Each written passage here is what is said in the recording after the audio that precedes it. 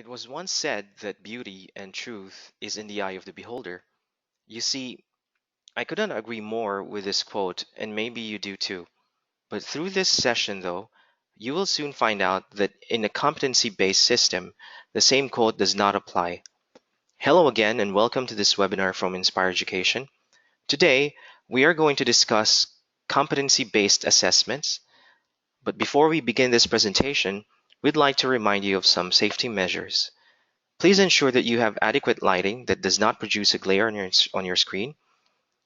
Also, keep in mind to maintain a distance from your screen so you avoid the need to bend your neck too much. Set the volume of this presentation to the minimum that you can hear to avoid any hearing damage. And remember to take an eye break after watching this webinar. We hope that you will find this webinar useful in your studies. At the end of this webinar, you should be able to understand and explain what competency-based assessments are and its key characteristics. Now, as an assessor, it is important to understand the key concepts behind competency-based assessments, since it's not just about judging a candidate's performance on a task, but also taking into practice all the concepts and the principles behind competency-based assessments to ensure that our workforce remains competent and up to the task. Let us begin by first defining what assessments are. Assessment is a process of recording and gauging a candidate's skills and knowledge. Now, assessments have many forms, and perhaps the most popular one is what we use in schools even today. So, to differentiate CBA or competency-based assessments from the other types of assessments, let us now discuss the key aspects of CBA. The first aspect of CBA is that it is criteria referenced. You see, in a norm reference type of assessment, students' performance are compared against each other, and decisions are based on how a typical student should perform within a set population. Like in higher education institutions and sports, these performances are either ranked as high or low, and there is a possibility that some students will actually fail. On the other hand, we also have the criterion or competency-based assessment, which is what we utilized in the vet sector. This type of assessment measures the performance of candidates against a set of criteria or standards. The standards may come from relevant training packages or by learning outcomes of a vet accredited course. In the vet system, this type of assessment ensures that each person is able to perform skills that are relevant in the workplace. It is important to note that the candidates are not measured against each other and that you will only receive a marking of either competent or not yet competent. The mark of competent is given when a person has demonstrated and achieved all required competencies, while the mark not yet competent is given when learners have partially addressed the required performance but still has an opportunity to demonstrate them again. This type of marking allows assessors to actually identify gaps between the skills learners have and the skills determined by the industries. Competency-based assessments or CBA is different with the method used in schools, since it is less focused on the amount of time that the learners spend in training, as well as how each candidate got the skill or knowledge that they have. Instead, it is more focused on the physical evidence that a candidate or learner has to actually demonstrate to show competence in a particular area. The second key aspect of CBA is that it is client-focused.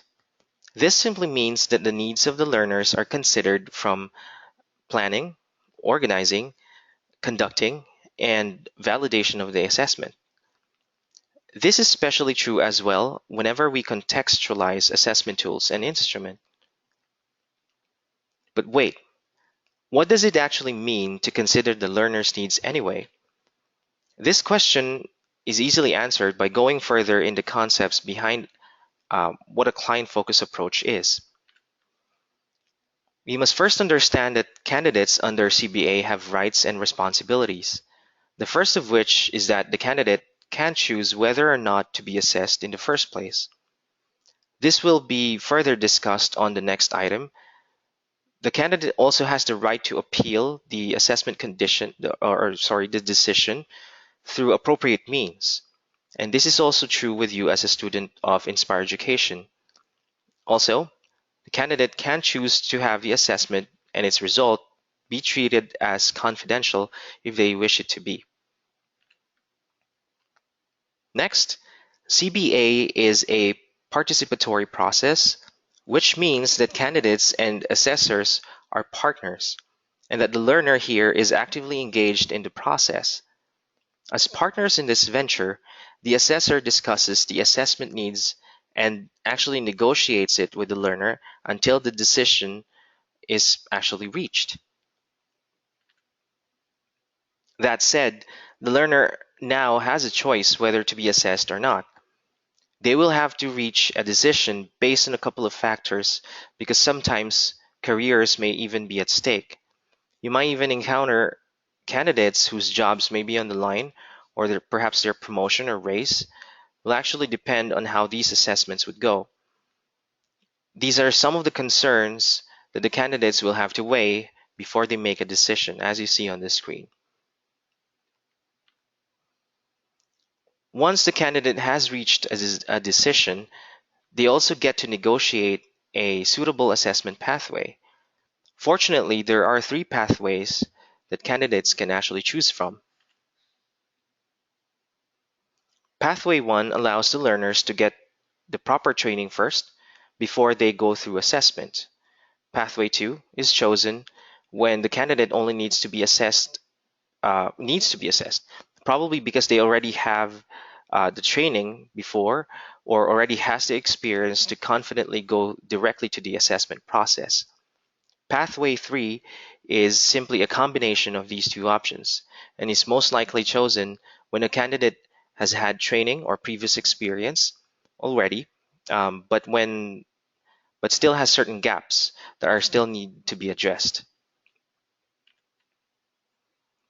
Another thing that must be considered is that CBA should reflect realistic working conditions. This could either mean a workplace or a simulated scenario. Note that the simulation must still be able to reflect real working conditions, or at least similar to the learner's workplace. For instance, simulated or workplace pathways in the delivery cluster projects are both suitable as long as you will have 8 adult learners to conduct the training to, as well as the other parameters there. Finally, reasonable adjustments can also be made if need be. This refers to any modification of materials, equipment, or the environment itself to cater to any special needs that the learner may have. It is important to note though that though we may be able to address these special needs, reasonable adjustments must not affect the outcomes or the integrity of the assessment itself. A good example is allowing a candidate to have a competency conversation instead of going through the written assessment, which has been previously discussed because the candidate has an injured hand. The integrity of the assessments is still there. The candidate and the needs of the candidate were still addressed at the same time. Keep in mind that there are two principles that serve as basis of reasonable adjustment. These are inclusive practice and universal design. These topics will be discussed in great detail in another webinar.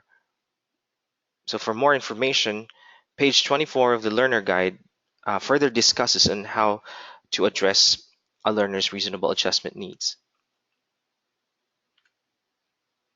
Another key aspect of CBA is that it is evidence-based. Evidence is what the learner presents to demonstrate competence on a specific unit or skill. It is important to note that assessors can only base their decision on the evidence submitted by the candidate. This means that the other factors like age, gender, or how much the assessor likes the candidate are all out of the question. Thus, it is very important that the candidate produce quality evidence only. So, what can be deemed as quality evidence? The rules of evidence should be able to answer that, and they are current, authentic, valid, and sufficient. Current meaning that the evidence produced must have currency. For instance, the best evidence for the unit TAEDEL 401, or Plan, Organize, and Deliver Group-Based Learning, is to let the candidate conduct a training session as opposed to watching a video recording of the candidate while conducting a training session from 2 years ago. Obviously, the latter example is no longer current at all. Evidence is authentic when it can be verified as a genuine work of the candidate. Like in the previous example, observing the candidate real time while conducting the training is very authentic and genuine, as opposed to just submitting presentation slides that the candidate claims as the materials he or she used during the training session. The problem with this is that we can never know exactly who created the slides and if indeed the training really took place. Next, evidence can be considered valid when it directly relates to the unit of competency or skill in question. Using the same unit as an example, an evidence that shows the candidate conducting a training for a single participant, no matter how current, is not really valid at all, since TAEDEL 401 is about group-based learning as opposed to teaching or training a single participant. Finally, evidence is sufficient when enough of it was gathered or when it was gathered over a period of time. Using the same unit still, an evidence that shows the candidate conducting training sessions would be better than just observing it just once or just a single time. The rules of evidence will also be covered in full detail in another webinar, so keep watching and keep on learning. To summarize the session, we have been able to define what assessments are, as well as the difference between criteria and norm reference assessments. We have also been able to identify the three aspects of CBA, and they are criteria referenced, client focused, and evidence based. We hope you enjoy this webinar from Inspire Education. There may be activities available in your student account related to this webinar, so make sure you check them out. Activities may include short quizzes, questions and answers, and even external readings. Please also make sure to check your student account for the schedule of our live Q&As. We hope to see you soon, and good luck in your learning journey.